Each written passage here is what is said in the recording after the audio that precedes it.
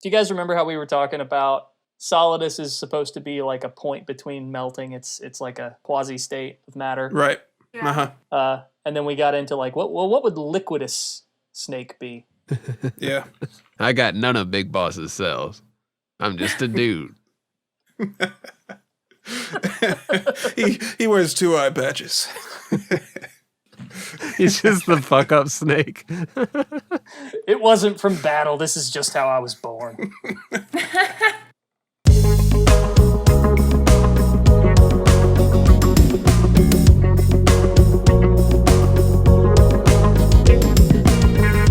Hey, I'm Fingers. Yo, this is Vector.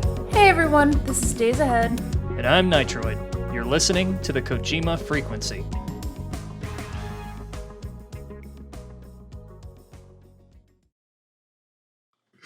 Oh man. Oh, I'm so sorry. Right. He can't even he's the ultimate boss because he's got the handicap sticker on his car, so you can't even attack him because that's just Special forces? Nah, I work at Smoothie King. It's like the post MGS4 world where Solid Snake has died and moved on, and everybody's moved on, and they find out, oh, there's another snake, and we could use his genetics to create super soldiers, and he could train our armies, and they get to like the Smoothie King, and he's just like, hi, would you like to try our banana fudge special? It's seasonal. no. You're coming with us. Do they just use like the really old genes that were like still around from like the original experiments? So, like, I guess these are still good to work with. I mean, they don't expire or anything, right? Look, man, I don't know how to beat a Metal Gear, but I can make you a mean smoothie. How do you beat him? You literally turn the game console off and then he just dies. That's how I would do it. You want creatine in that? Yeah, and speaking of turning off the console, we just had Metal Gear's 33rd anniversary, the most awkward anniversary ever. Right. And for those who don't know, the turn off the console shit did not come from Metal Gear Solid 2. It did not originate there. It actually came from Metal Gear 1, just to give you a little context. Wait, do people think that started in MGS2? Probably. That's probably where like most people associate it with, yeah. Yeah, I wonder what prompted people to celebrate the 33rd anniversary. Is it just because, the digits repeat? I guess. I think we just like celebrate it every year. I mean, that's pretty much what goes down. And it's amazing how many people misunderstood it as the 33rd anniversary of Metal Gear Solid, which it is not. Right. Yeah. That was infuriating. Like, I mean, the voice actors who worked on the game, don't you guys know that you didn't work on that game 33 years ago? You were there. I guess like the only person that was a voice actor that would have been in the original Metal Gear would have been Solid Snake, though. So it would have just been him. Everybody else wanted to get in on it. Have a little fun. Still, somebody should have been like, whoever reached out and was like, hey, Paul Aiding, you want to get in on this thing we're doing for the Metal Gear 33rd? And then they got Colonel to sing, which made me want to stab my eardrums out with that was with a like pair the of scissors. celebrities singing Imagine. It just like shouldn't have happened, probably. They should have Oh, just man, cut they that should- part. No, they should have just done that. That would have been hilarious. And then what was Cam Clark going on about? He was talking about how, like, this is about us. And it's like, actually, no, it's literally the one thing it's, like, you is the one thing it's not about, Cam Clark. As big as of a fan as I am of him. It's a typical Liquid thing to do, though, I guess. Make something about him. It's true. There wasn't even any concept about a family tree. There wasn't even a family involved. It was just Big Boss and Snake. Retconned him right in. Yeah. You know what's ironic about the whole thing is that most fans that I encounter these days couldn't care less about the MSX games. That's a damn shame. I mean, there's really not much to care about, though. Those games were kind of throwaway. I know, I know, you're Fingers, hurting you're a me. big fan. I know you're a big fan, and we all know because of your profile pic. Yeah. But it's like It's a modified Gray Fox sprite, but yeah, go ahead. Look, Gray Fox is my favorite character in the series, right? But those games in a vacuum. If it weren't for the other games in the series to provide context, they were kind of made to just be like, hey, here's a military theme game. You sneak around instead of shoot everything that moves. And there's a story. It's not, it's cliche, and we rip off a million other movies that came before. But and yet it was so revolutionary for its time. Yeah, I mean, like, you can Sure. reduce any classic game down to that level. I mean, Mario was just about jumping, and you got to rescue a princess. No, where have we heard that before? yeah, that's why I don't think- play fucking Mario. The Metal Gear was definitely innovative, like, at that time for, especially at the time playing NES games, you've got this game all of a sudden it's like, oh, don't just run in and shoot everybody. Okay. Like, Right. that was my Metal first Gear, experience, of course, and it sucks when people confuse the MSX version with the NES version, but, Right. And then you get to Metal Gear 2, and that's a completely different beast from the first game. yeah. Definitely. Which incidentally, the 20th of July is the 30th anniversary of Metal Gear 2. So that one is pretty notable. Yeah. That's tomorrow. See, now that's something I can get down with. True, yeah. Yeah. Fingers, you should have just rolled with it and said we were recording this on the 20th. Who would have known the difference? Well, it's Japan time.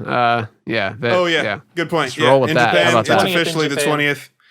But look, I mean, here's what I'll give the Metal Gear series. It didn't create Hold on, I think we need to insert the Zanzibar land. the national anthem anthem. right Oh, here. you mean We Wish You a Merry Christmas? Yeah, we'll throw that in right here just for respect.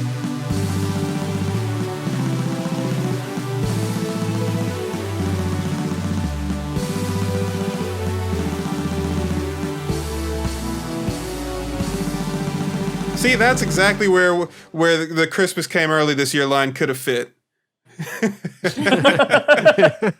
Holy shit! After he kills those two guys in that room, yes. So, Metal Gear. A lot of people, I for a decade thought that the original Metal Gear created the stealth genre, but it didn't. Castle Wolfenstein in 1984 for the Commodore 64 was doing like stealth gameplay, really advanced stealth gameplay, like wearing disguises and avoiding detection. But Metal Gear did popularize the genre because it was the first game where the entire game was based around stealth.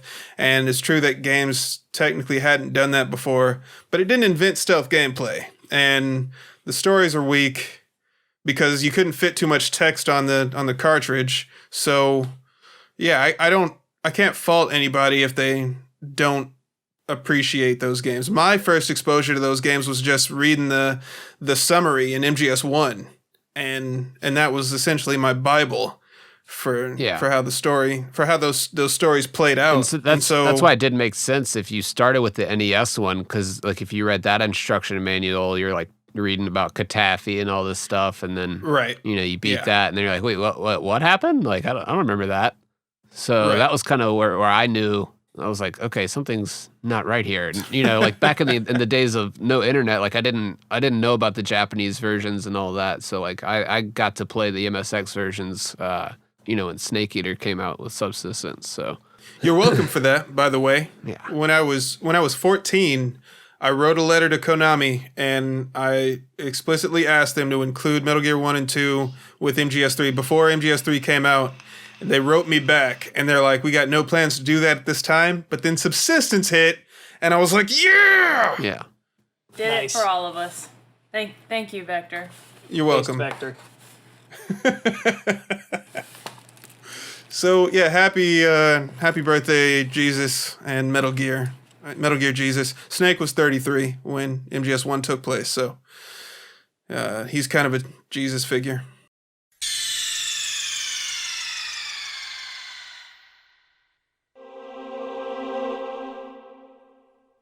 I think my problem is that if you make a Metal Gear Solid movie, then the video game industry and the movie industry, they start looking at this game as like the standard. They need to get to this level in order to have a legitimate game story. That would be ironic if you think about it, given what Metal Gear Solid was trying to do. And that's exactly my point is, I don't trust, from what I've seen so far, and this could change at any point, and I'm welcoming him to change my mind, but I don't trust Jordan Vogt Roberts to prove to me that, he's not taking this seriously or he is. So just to make sure I understand, it's your contention with this isn't so much the subject matter being put on screen as it is that you think that this is going to set a stylistic precedent that is not going to be positive. Yeah, I think that sums it up. It sets a precedent. Like, it's gonna reaffirm all the people that think, Metal Gear Solid is the greatest story in video games. They sit side by side with all the Kingdom Hearts fans. Actually, no, that's not true. Even Kingdom Hearts fans know, like, this is complete garbage, but they love it anyway. And I did too for a time, but it's just legitimizing it. Like, I'm sure they'll get an actress, to play Meryl if they even tell that story, and who's more appropriate for Snake's age. Can we make a distinction between depicting something and endorsing something? Because I feel like those two get conflated far too often these days. What's the difference, really? Can you elaborate? If I write a story about genocide, that does not mean I condone genocide. Okay. So are you saying, like, if you make a Metal Gear Solid movie, that doesn't mean you condone Metal Gear Solid? It depends on... I mean, if you're going to look at parts of Metal Gear Solid that might not align well with contemporary sensibilities, but you still include that as an element of the story, that's not necessarily saying you condone those things.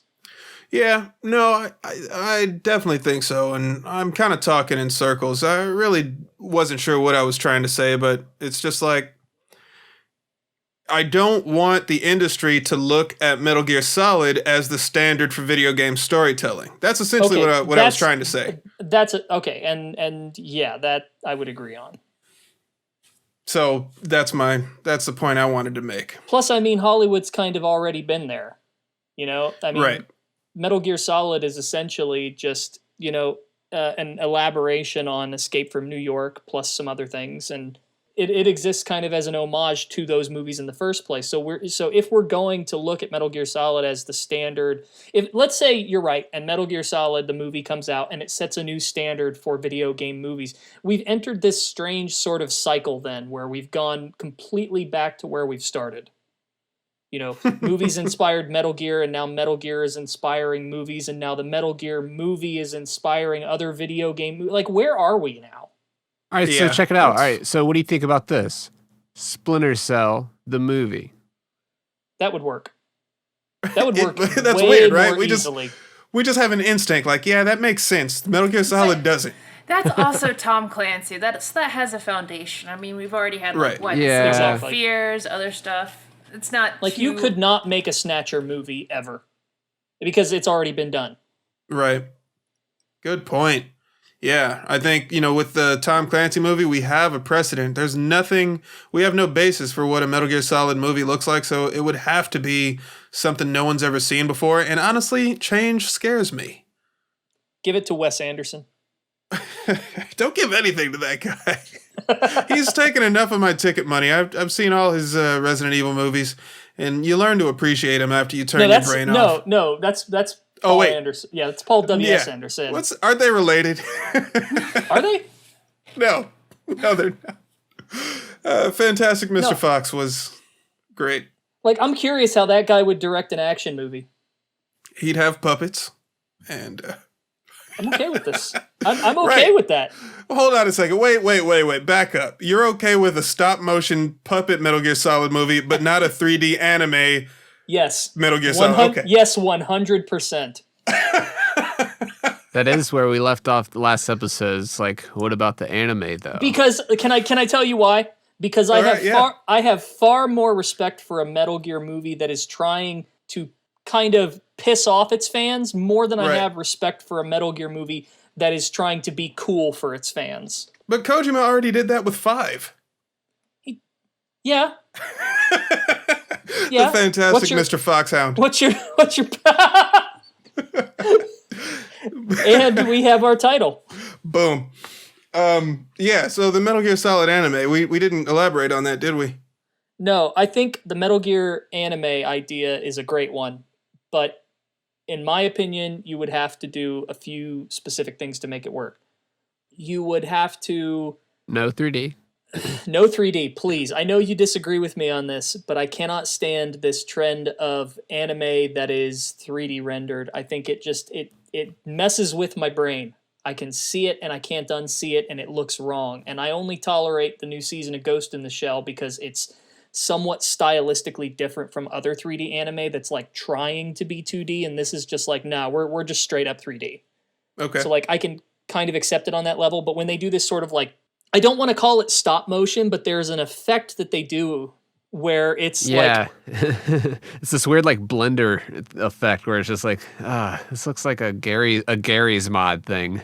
yeah, you feel like you're watching a flip book. Like what It's they really did with Into the Spider-Verse? Kind of, but that was done very intelligently. Yeah. Because that movie it only plays at 15 frames per second. I don't know if that would work for Metal Gear because the style of animation, and I don't necessarily mean the style of the art, but the animation, the rate of animation, like you said, if it's only going at 15 frames a second, kind of lends itself to the comical tone of the film. Oh, right. And I don't think that would work in Metal Gear. The other thing would be, I don't think if you're going to do a Metal Gear anime, don't just do the stories we've seen. Make it an anthology series. Go to different parts of the timeline. Go to different parts of the world. Look at characters you might not normally. You know, if you've ever seen like the Animatrix or to a lesser extent that Batman animated collection they did when The Dark Knight came out. Yeah. Do that with Metal Gear, and you can take my money. Days, you were going to say something? No, this went to like 100 different places, and I had a response for like every single one of them. But yeah, I'm on the fence about 3D because, like, while I love, Into the Spider-Verse had like Sony resources, whereas I don't know to what extent this Metal Gear anime series is going to have. That being said, I do agree on the whole concept of an anthology. There's so many ideas and concepts that we haven't explored. I actually was watching the original Metal Gear Rising trailer a few days ago. The wrong one? The wrong one? You mean like... The one where it's like at the end, it's like, wrong! Where they have like Depeche Mode playing? Oh, yeah. With the watermelon, right? No, that's... Don't they all have watermelons? The original was the Metal Gear Solid Rising trailer when it was still being done in-house. Oh, that one. Okay. Yeah, that one, sorry. I was rewatching it, and I think that was still when it was under Kojima's team, and it was going to be about, like, Raiden rescuing Sonny, right? Yeah. That's one episode there. So, let me tell you this. That script that was written for that game was finished and translated, and it is sitting on someone's desk right now. Right. Definitely. What I would not give to have a look at that. Yeah, I mean, come on. If they did something like that for the animated series, and also just, last point about 3D, the only reason why I'm pro 3D is from a budget standpoint. The reason why studios do it is because it saves them money. Like, hand-drawn animation is just ridiculously hard to do. That's why the first Zone of the Enders didn't do it, and then when they got enough money to do the second runner, those 2D anime cutscenes took up the majority of the budget for that game. So what did you think of the Castlevania anime? Oh my god. It's so good. It's so beautiful. It's so amazing. How did that even happen? I heard the third season, story-wise, kind of went to shit, but... Dude, don't even... Yeah, we won't get into that, but... Oh, those were, like, sad tears. Oh, shit. But visually... wait, no. Those were happy tears, but the third season, weird stuff goes down in the third season, just like, what the fuck? Yeah. Well, but I watched the first season and a little bit of the second. I liked what I saw. Like, visually, if they do it in a style similar to that, I'd be fine with that. It's been a while since I've seen that series, but one thing I did appreciate about it was oh god, I forget her name. I'm like blanking out on everything today. But the lady that was actually just a statue in Castlevania 3, like they find her as a statue in season 1. And I just appreciate those little things, and that's the type of thing that I would want in like the Metal Gear anime is, maybe those little options, tidbits, Easter eggs. Yeah, that Castlevania anime is kind of it's an outlier because it's rare that Netflix will put resources like that for one of their original anime series, like the He-Man show that they're doing, and they did Saint Seiya and all that Ghost in the Shell thing. Those were all in 3D. There's Ghost in the Shell still hurts me. Yeah. It's good, rare. But man, I wish it was in 2D. I mean, we all do, because 2D just looks better, but I don't know how they were able to convince Netflix. So you're not saying... what I mean? Yeah, so you're not saying, like, you would prefer 3D, just you're being a pragmatist about it. Yeah, it's like, if it's going to be made and you got to do it, like, if you don't have the resources to go 2D, then I will accept 3D.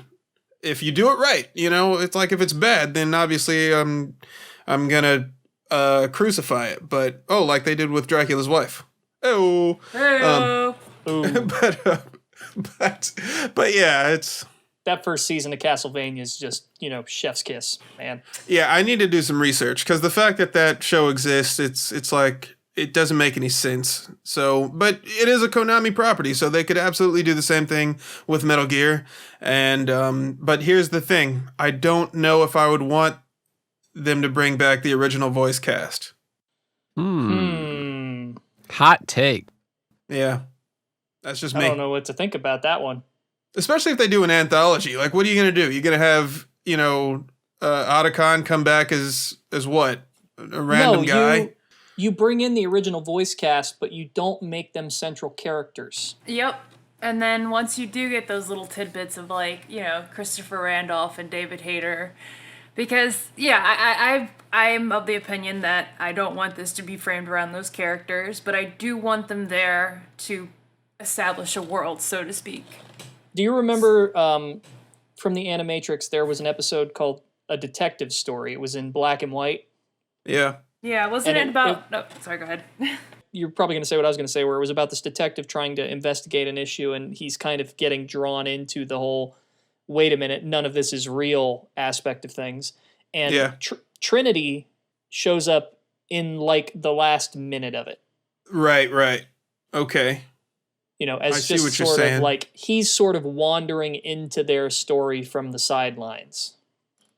Well, here's why I say I don't want to bring the original cast back. It's because we've seen enough of that story. That story's been told. The Metal Gear universe is so big and it has such potential. Like, let's talk about the world where all these events took place, but on the other side of the globe. You know what I mean? I would like to see a story where we see the circumstances behind how Miller died. And maybe like a good chunk of it is just Miller and Ocelot sitting in two armchairs talking while some sort of slow poison works its effect, or I don't know. You could do all sorts of like interesting takes on these situations. Raymond Benson already covered that for us. some like My Dinner with Andre type situation. Yes, exactly. My Dinner with Shalashaska. And like I would love it in a way that like the way it would be written is like you said like he Ocelot announces like a slow acting poison and they have a conversation, but the climax would be instead of him getting killed by poison, they have some sort of gunfight or like showdown where they both have had a gun hidden the whole time. I don't know. Something like that, yeah. So who voices Miller? Would it be Robin Atkin-Downs or Cam Clarke? Probably Robin. Yeah. Because that's Miller. I don't know. Did you like my sunglasses, Snake? I hope that with the movie as well as the animated series, if either of these things do manifest, that they are consulting not just the anybody who worked on the writing team for the games that's still Right. available, but they're talking to members of the community even behind closed doors, and Oh, not my just God. relying well, you would have to talk to the right people, but Well, because here's what the floodgate you just opened. So now, can I just let me finish my thought. I hope they're Go not ahead. like getting inspiration from the Metal Gear wiki, for example. right. Like, if that is what they're citing for things, then we've got a lot to worry about. At least it's not the Silent Hill wiki.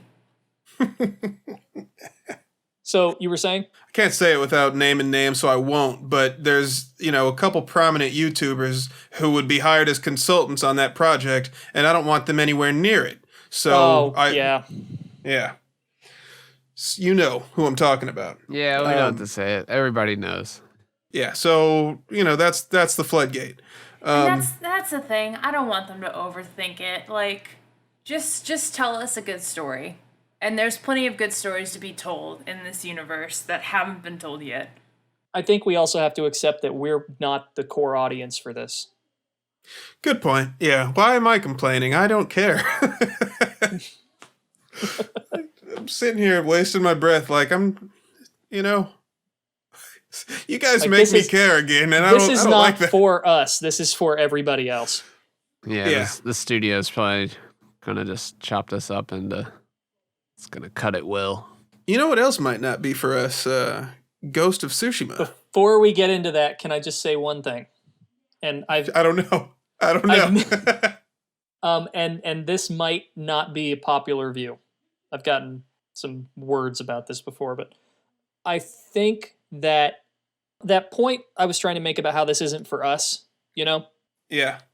if Konami would open up the license of Metal Gear to anyone, with certain credentials to start creating let me put it like this. You know how Star Wars for the longest time had its expanded universe, and I guess now it's called Right, Legends or whatever they want to call it, right? But you had all of these essentially non-canon / quasi-canon side stories that people would write about things to and add on to what was already there and to go in new directions. And I think we need a Metal Gear expanded universe where it's not canon, but people can freely write things about the universe using parts of it semi-officially, and that'll kind of give us more interesting stuff than just hoping the movie doesn't flounder. I've got another idea. I would love an episode that would be like a fly in the room when they're making the choice to initiate Project Less Advanced Terribles. Okay, Less Advanced Terribles. Me and my friends used to always joke. Me and my friends used to joke about Troy Baker's pronunciation of that Right. in Metal Gear Solid 5, so I can no longer say it correctly anymore. I always say it Les Advanced Terribles. Which, I don't know why we didn't bring that up in the Last of Us 2 episode, but there we go. I'm Revolver Ocelot. I'm a Russian national. We used to always joke that, like, Kojima played the original Last of Us, put down the controller and was like, call Troy Baker. We need him for this. So that idea intrigues the hell out of me because I'm a huge fan of that Jeff Goldblum movie, The Fly. And that opens up the possibility where you have a fly in the room at the outset of the project and Liquid Snake is half fly. It's like I'm okay with this. Did you like my wings, Snake? Bzzz.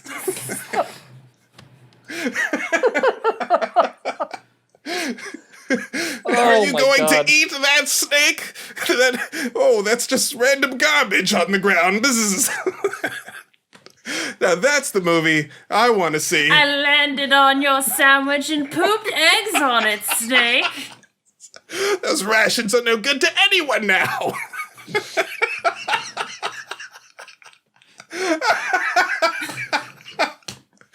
Oh my God. See, this is why. First one's free, Jordan. Yeah, just hire us to make the movie. We'll do a good job. We'll sweet it. I forgot what I was gonna say. I was gonna say something else prominent. Hell, that's what Mega 64 did, didn't they? They essentially sweeted Yeah. Metal Gear Solid. Sweeted? Yeah, it's like a low budget, where like everything's kind of Oh yeah, just Yeah, have you ever seen Be sweeted Kind Rewind? together. I love that movie, and I saw the Mega 64 Metal Gear thing. I thought that was great. The stuntman that was playing Raiden was really pro. Shouts out. You know what's really funny? And I'm ashamed to admit this, but when I was a kid, I would try and make MIDI music. I had like my little MIDI synthesizer program, Never be and I would try to ashamed make. for making music. That's commendable. Well, I tried to make like the alert music from MGS2, like the first part of it before like the full alert kicks off. Right. And I made it as well as I could, and I was like, yeah, this is all right. And so I submitted it to like vgmusic.com, and I remember that. yeah, and so you can still look that up and find it. And Mega 64 used that MIDI in that video. As a joke. That's fantastic. Oh my god! And I laughed for like a half hour. That's amazing. I would be Oh flattered. man. It was the best. I'm happy for you. It made me so happy. That's a huge deal, honestly. I was gonna say about the Metal Gear extended universe, while I think the idea has potential, and I know we compare Metal Gear to Star Wars all the damn time, I don't think Metal Gear Solid warrants an extended universe, like on that scale. On that scale where like anybody who's like has a publishing deal or an agent can, get the rights to make officially licensed Metal Gear material. I think it does just with the technology that's in the universe. Like it's got some really neat military tech. So I think on that alone it kind of can stand. Like even without I the could characters. write like 3 stories on SOP alone. Yeah, And exactly. to be fair, Star Wars does not need that much of an extended universe.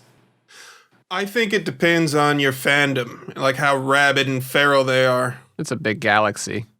And Metal Gear fans, in my experience, are they can be vocal, but there's no Metal Gear Con. You have conventions dedicated to Star Wars, but nothing like that just for Metal Gear. I like both universes. I just have an issue. I don't know if you've ever... Okay, if you're a fan of Red Letter Media, like one of my favorite videos from them is it's them going to this one of these like Darth Vader fact books and looking up the top 10 facts. Yeah, so you know what video I'm talking about. And the message I got out of that video was that Star Wars explains far too much because, like you said, there is a whole army of fans who are willing to put in the work and give these companies a product to sell. And that's my biggest fear for Metal Gear is that I don't want things to be like as much as I want the universe to be explored, I don't want things to be over-explained. Yeah, I and don't that would wanna be know- the counterpoint to what I said about the expanded universe is that the more you add on to Metal Gear, arguably the more you cheapen it. Well, okay, to the point about back to Star Wars, it reminds me of something back to Red Letter Media as well that Rich Evans had said about Star Wars, I think during the Rogue One review, and how it was like Star Wars is a series with a lot of potential, but it always sticks to, the formula. It always sticks to Jedi. It always sticks to Sith versus Jedi. It always sticks to like AT-ATs and X-Wings and shit like that, and the dark side versus the light side and all that shit. When there's a lot of universe that fans would like to explore, but continue to just kind of compound details onto these already existing components. That is what I fear for if we try to make this Metal Gear expanded universe. The Metal Gear wiki writ large, essentially. The top 10 facts about Raiden's exoskeleton. I mean, but a lot of that's already there in like the actual concept art for the games, the stuff that, Right. Yoji Shinkawa did. If you like look through that shit is very, very detailed. And then the codec conversations, like every equipment and, weapon piece. But it's not has- coming from like an obsessive place. It's coming from this would be cool place. You know? It's a fine line between world building and and oversharing, I guess. Yeah. Yeah, I guess I'm the opposite because I want to know more details about the skull suit and the difference between that and the sneaking suit, and if it has rubber soles, then why do electrical panels still electrocute you? Like, you gotta explain that stuff. Now you got me thinking about that. Shouldn't need to have a Nikita launcher. You're like, why do I need a Nikita launcher? I'm wearing rubber shoes, you dumbass. Here's the thing to think about. You know the elevator scene in MGS1 when there's like the 4 guys on it and that's like setting off the weight limit? I love Yeah. that scene. Yeah. What a weak ass elevator. Right? It's a cargo elevator. Yeah. Like what the fuck? That's like a big plot hole for me. Look, I'm just saying, this isn't first grade math class, but that elevator was probably built by a first grader. Yeah. You know who it was built by? It was built by Gray Fox. Because finding's the only thing he's good at. He's not good at building He sucks elevators. at math. Probably built by sorry, Otacon. you guys. Otacon was like, I had to give it a weakness. I had a really bad one. Couldn't pass physics. I tried to build the popsicle stick elevator. It didn't work. Otacon probably heard Sniper Wolf say like, oh, if only I could have an elevator on these towers to get my dogs up there easier. He's like, I can do it. And he built it out of Legos, like Kojima did with the Metal Gear 1 and 2's levels. Anyway. We can go back to Metal Gear 1 for a little bit, because, I don't know, for me, that game's got a lot of neat stuff. Like, even the NES version has some neat stuff to it, too. Like, for its time, like, the amount of inventory that you had in that game, there's a lot to it. And that was another game where you could kind of play out of order. You could kind of, like, break the sequence a little bit. I don't know. Have you ever done that, Nitroid? A little. It mostly has to do with like the hostage placements. Yeah. There's not too much you can sequence break in Metal Gear 1 or 2 because it's still tied to a pretty linear path. On the NES version, I'm talking about. That one you can play out of sequence with a couple of parts. No, I didn't know that. Yeah, a couple. Trying to think. It's been a really long time since I played the NES version. I can get my cousin's account on that. He knows like exactly the parts because he can play that game by memory and doesn't need like a walkthrough of any sorts. But yeah, he can like speed run it. I think it's funny that you can prevent yourself from being able to win the game if you accidentally kill a hostage. Oh, when you unrank yourself? Yeah. Yeah. Whoa. That's the way I always know how to look at the difference between the two. If I'm looking at a screenshot, if it's rank, I kind of go, it's rank. It's the NES one. But if it has class, I know that's that MSX version. It's got class. Didn't they didn't localize that? For the re-release? They didn't change it to rank like it should be? I forget. It's just differences, just slight ones, which is funny because with what you mentioned earlier about how the manual mentions like Vermin Katafi and Commander South is your CO and all that, none of that is in the actual game. It still talks about like Big Boss, Big Boss and stuff. Yeah, that's just the instruction. Right. I just, out of nowhere, I remembered the manual for Metal Gear 2 has details on the physical fitness test that Foxhound members have to go through. Oh yeah, that shit's tough. It starts with like 80 push-ups. Yeah, uninterrupted. Yep. 50-kilometer hike with like a 50-pound rucksack. It goes into crazy detail about stuff that like does not matter at all. But I love it. Yeah, I'm one of those people that I I do enjoy that. I'm like, all right, so what is their training regimen? What y'all I eating? loved just Y'all eating calling good? Nastasha over and over in the codec just to hear her talk about like weapons and and nuclear deterrence, and it was really interesting. So I don't know, Days. I feel like people might want to know about, what buttons on, what's the equivalent of Darth Vader's suit in Metal Gear Solid? Would be Solidus is Darth Vader, isn't he? Probably Gray Fox. You think so? Look, I think people do want to know about the suit. They don't want to know about George Sears Reconstructive Surgery Hospital. I want to know if George Sears ran as a Republican or a Democrat. Oh my God. He's a libertarian. Yeah, I always pictured him as like a Ross Perot type with like. You think he was independent? He's like a libertarian type. That's kind of Get it? Sons of Libertarian. That's where I was going. Yep. You met me there. I always picture like Solidus in between the time of him like managing child soldiers and him being president. Like he took like community college political science classes. Did he even go to school? So, happy birthday, Metal Gear. Metal Gear 2, specifically. Ghost of Tsushima. Who's played it? Anybody? Nope. I have not. Nobody's played it. Played like a tiny bit, but not enough to like justify an opinion about it. Other than, you know, of course, the gaming dialogue about it. Right. Yeah, it's worth talking about, even though none of us have played it, because it's going to win possibly Game of the Year, because that's how these things go. It'll definitely be a... Oh, yeah, without a doubt. Do you think Neil Druckmann's head will explode if that happens? I think Neil Druckmann has a lot more to worry about in his life than Game of the Year right now. I'm sure... What I meant to say was, I'm sure Last of Us 2 will win, but Ghost of Tsushima will be nominated at least, and it'll be a close second. And so, you know, that's going to influence how games are made for the next 5 to 10 years, so... But they're already so samey. Too bad it's, yeah, I was about to say, it's already been 5-10 years they've been made like this. I think that's the reason I'm not too excited about it. I mean, it's got some unique properties like the duel and I guess the different like weapon stances and stuff, but... The duel? You mean like they did in Red Dead Redemption? Yeah, but it's with swords, so it's different. Oh, it's with swords now. Well, here's what you're going to see. Instead of having a waypoints on a mini-map, you're going to be guided by the wind. Oh, shit. Ooh, there's a fox. Oh, the fantastic Mr. Foxhound. There he is again. Look. And he takes you to your destination. So the duels, I haven't seen much of those. I'm going to play it. I just don't know too much about the game. Are the duels, how are those handled? Is it like Bushido Blade or? No, which would be sick, and I wish they would make more games like that, but they never do. Sadness. Yeah, that one's a classic.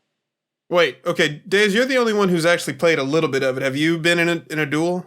No. Yeah, here's what I've seen of it. There's like, you have you can do a showdown, and then you have to wait for your opponent to make a move, and then it's kind of like a quick time event, and then you kill them immediately.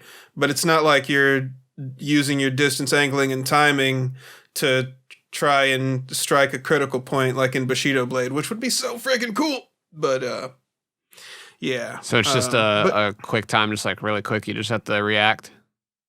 Yeah, it's just a quick time event. From what I've seen, I could be wrong, and if you've played the game, let us know in the comments, because I'm not really sure. I saw some footage that showed the main character navigating some tight spaces, but he was like snapping to the environment so you couldn't fall off, and I hate that. I also hate falling off environments too, though, so I don't know. I can see that on both sides. Yeah, the worst game to do that was the original Max Payne, where it was like, really, guys? Can I get some invisible walls? You're just wasting my time. But it depends. It can be done tastefully. During the nightmare sequence, oh my god. Yeah, you know the one. Yeah. Oh, And yeah. I don't want to complain too much because I haven't played the game and I really want to give it a shot. So the interesting dialogue the dialogue that I've seen, or I guess because you know every game now has to have some sort of like controversial point, is that Right. it is a Western developer making a story about Eastern history. It's a historical fiction about history, and somebody's probably going to like shit on me in the comments and whatever. But I thought that controversy was interesting because one thing I like about Metal Gear, and by extension a lot of Eastern developed games, is their kind of quirky interpretation of the West. For instance, Oh, absolutely. Metal Gear with action movies, like Capcom and Resident Evil with like slasher films in small towns or small cities. Right. So I'm not trying to suggest that the Western developers are going to make, Eastern history quirky, but it's kind of interesting to see the roles reversed, and to see kind of the end result of it. It's doing really well in Japan too, isn't it? Yeah, I heard that. I think so. There's a lot of good reviews coming from Japanese reviewers. A lot of people are appreciating IGN Japan, I guess, because they were like the first people to give The Last of Us 2 a 70 or something like that, and then they had like high reverence for Ghost of Tsushima last time I checked. I'm not sure.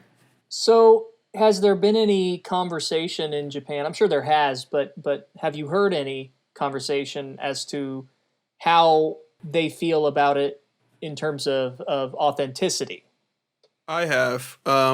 So Famitsu, the biggest, for people who don't know, it's the biggest video game publication in Japan.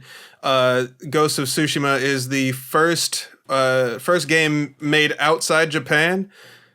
Not the first, it's the third. Sorry, the third game made outside Japan to get a perfect score. Perfect scores for Famitsu used to be a big deal, but then publishers just started purchasing those directly from Famitsu. So if a game gets Wasn't Death Stranding one of them? Yeah, sure it was. Sony put up the money, Final and Fantasy they got the 13 perfect was score. one of them. It sure was. So, but games made outside Japan, it doesn't happen very often. And Ghost of Tsushima is number 3.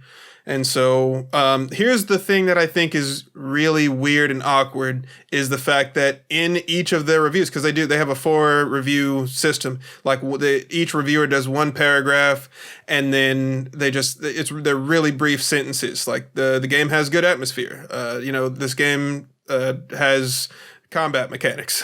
It's like a tagline. Yeah. Yeah, just like really quick blurbs that you can put on the back of a box easily. And so like it's like almost like 4 Twitter reviews. Imagine that. And then with the score, the game got 410, so a perfect score for Famitsu is 40 points. In each of these reviews, because what's weird with Famitsu is that you'll see people start to repeat or like it's the same point but reworded slightly, so it looks like they didn't copy. You know what I mean? But in each of the reviews for this game, they all mentioned that it didn't feel like anything was out of place, which I thought was awkward because like all your base are belong to us wasn't that long ago. That really wasn't that long ago. I was hoping to get more laughs than that, but whatever. I'll elaborate. Yeah, I just didn't get where you're going with it. No, we were just like, that's very fascinating. Oh, so Japan interprets Western ideas and culture constantly. Like Metal Gear, Resident Evil, these are prominent examples, but like any game that's made by a Japanese studio that takes place in the West, there's weird things that don't sync up with how that country actually is. And so the fact that anybody's commenting that this Western game that depicts Japanese culture, like it has to be, I guess it's a matter of like Sony has resources to make sure Sucker Punch does their homework. Unlike, Blizzard and the clusterfuck that they performed with Overwatch, they botched pretty much every culture they tried to portray. But, there's no excuse if you're putting $100 million towards a game, there's no excuse for messing it up, right? And so that's why they're looking for reasons to be angry, but there aren't any. The Japanese reviewers that are playing this game, they're like, this is great. Nothing feels like it's out of place. I'm not a historian, but I don't let's not feel pretend like games have to be like 100% historically accurate. I mean, that's just exactly. It's a video concept. game. Yeah, it's like okay. But it does look like it's done like respectfully in that regard, Yeah. So that aside, that's what the reviewers are saying, but have you heard anything from like just regular players and what they think? All of the negativity is coming from like Western gamers that are trying to be angry on behalf of Japanese people who say it's fine. Oh. Yeah. I'm seeing like it can be a little like that, the Assassin's Creed type where it's just like a big old map with different regions and you're like checking off the different activities, and I don't know. I guess that's just like the open world type of game. So to complain about a genre being a genre is kind of weird. There is stealth in it, right? Yeah. All right. Well, a lot of this stuff just seems to me like it's coming off of an assembly line. There was one comment that the speech is a little too fast for that period of time in Japan, but other than that, it kind of sounds like a case of like when you have like Roman movies and everybody has a British accent. I don't know. Yeah. But they have a full Japanese voice cast for that game. They didn't no expense was spared. They also have the Kurosawa mode, which is pretty sweet. That's they make it black and white and do some stuff with like the lens to make it kind of look more like his films. Yeah, I hear it has its own soundtrack, the Kurosawa mode. Yeah, they kind of compress it a little bit, make it sound a little more distorted, just like that tape reel feel. Yeah. Am I the only one who finds that kind of tasteless? I mean, they actually consulted his estate and got the go-ahead to do it, so... Sure, okay, I guess. I mean, what does that ultimately mean? Another filter mode. That's it's just I think I don't see a problem with it. I think that's neat. I think that's a cool thing to do with this type of game. There's plenty of filter modes in like other games where it's like retro mode, and you could play Uncharted in like 8-bit mode, make it look like shit. But those are just like fun things for me, I think. And that is cool that they got permission too. They seem like a very respectful team. It's a shame that everybody's trying to point the finger at them. Here's what they're not respecting. It just seems like kind of reductionist to me, but maybe that's just me. Well, to the points you guys were making a minute ago, the thing that they're not respecting is my time. We got another open world game, collect-a-thon, follow the fox to pick up this plant so you can craft an arrow throwing stars. There's a lot of there's a bunch of skill trees and upgrade things you can do. No, you can I don't want a skill. I shouldn't have to unlock the ability to stab you. I'm a ninja. Yeah, stab from air, stab from horseback. Make the open world stuff more fun. I don't know. I'm gonna play it. I might get a little bored with it. It might get a little samey, but I think that's just how video games roll these days, especially when they go open world. Days, you've played some of it. Have you played Sekiro? Yeah, I've played Sekiro. Yeah. Can tell I don't know how to pronounce that, but how would you actually said it better than Days did? Not that I'm digging on Days. No. I'm from the South. Like, I realize I fuck up shit with my accent. It's cool. I get it. That was actually my first criticism about Ghost of Tsushima was don't call it that. No one's going to be able to say it right. Well, what I wanted to ask was, how do these two games compare?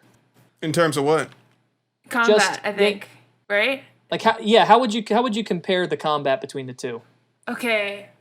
Don't laugh at me, because this is kind of the reason why I'm leaning more towards Sekiro than Ghost right now, but Ghost sort of feels like, to me, a weird combination of like, of course, that sort of stereotypical skill-based combat that you see in these type of AAA games, with the combination of like Dynasty Warriors, I guess, whereas Sekiro feels a lot to me like a rhythm game.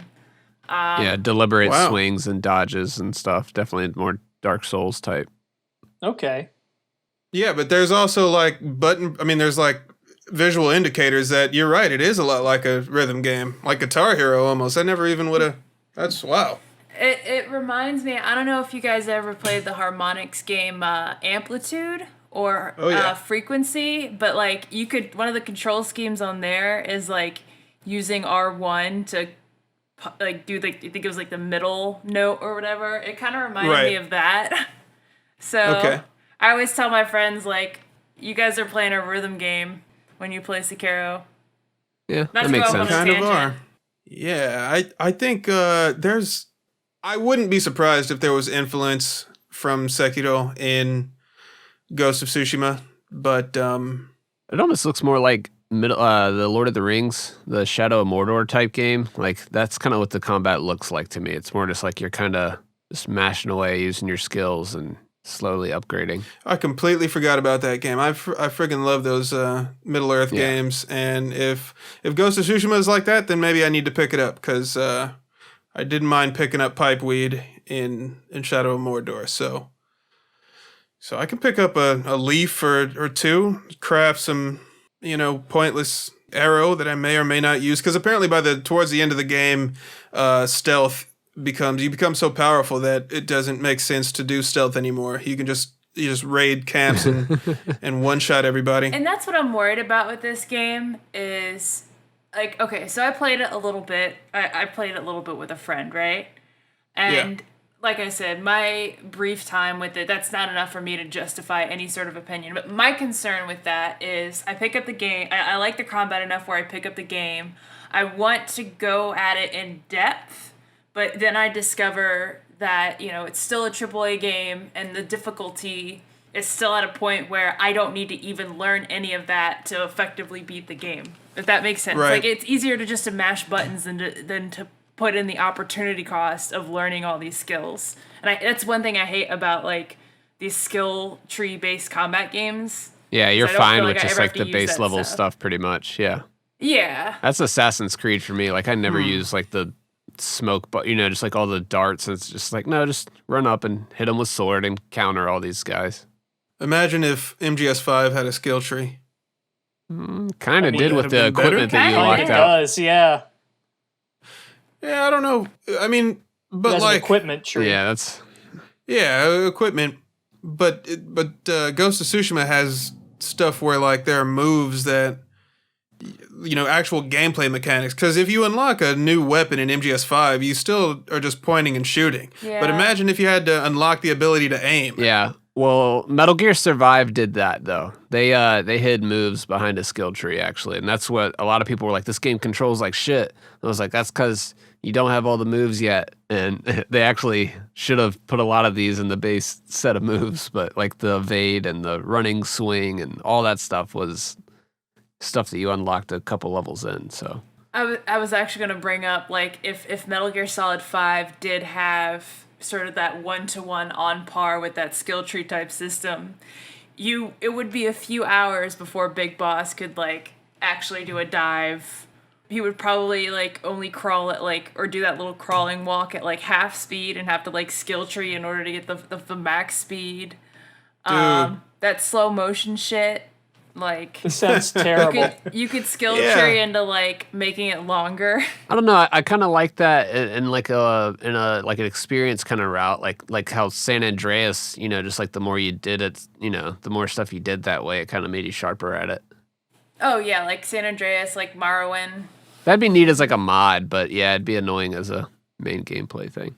Well, I You mean, could always just level up your grip meter and be like riding and be proud of your grip. so, like, I'm thinking if you were to take a game like Super Metroid and have a skill tree, that game wouldn't possibly work. Because there's a lot of gameplay mechanics in that game that, like, you have the ability to do, but you don't discover how to do them until they're introduced to you or until you experiment, right? And that's... The MGS5 has moves like that, like the dolphin dive, the way that you can transition from standing to diving to prone really quickly, and if you do that in rapid succession, you essentially hop around the map like a dolphin. And it's a good way to like stay beneath enemies' eyesight and also move along the ground really quickly. Pro tip. But you don't know you can do that unless you experiment and you try stuff out. If that ability was locked behind an experience point wall, then I mean, and here's the reason why game developers do that. It's padding to make you grind or play the game longer so that, the reviewers can say, "Oh, it took me 40 hours to beat this game," and because that's going to influence some people to actually plop down their money. And I'm against that practice. So, in that regard, I think MGS5 is actually a brilliant game, and maybe I should give it a lot less crap than I do, because it did get that right. Yeah, and unlocking your base and just like customizing that was like a cool experience, especially involving the multiplayer asset of it. Of like, all right, I'm gonna make this base hard to get into. Right. That was fun. Those were good days. Even to another extent, like, I didn't feel like Death Stranding's progression was, your stereotypical AAA. In fact, I feel like it was a huge point of its contention and its divisiveness, where you start off just sort of like walking, kind of struggling on the terrain. Right. But it's not like you never feel like and then of course you upgrade, to the better suits and the better better cargo carriers and things like that. But I never felt like that was padding to any degree. It always felt like a reaction or a proactive or a pro reaction to like some sort of challenge coming up. rather than Yeah, they paced that well, I thought. yeah. Well, okay. Yeah, Ghost of Tsushima. I want to play it, but at the same time, I don't know if I have the resolve to finish it. That might be where it lies with me too. That's how I feel about a lot of AAA games. Like Spider-Man is still sort of Oh, I'll up in the finish air as I Spider-Man. finish I it. platinum that. That was fun. I don't give a shit. Spider-Man, that game can reach through the screen, slap me in the face. I'll be like, "Thank you, Spider-Man. May I have another, sir?" But that's only because it's Spider-Man. Me and Spidey go way back.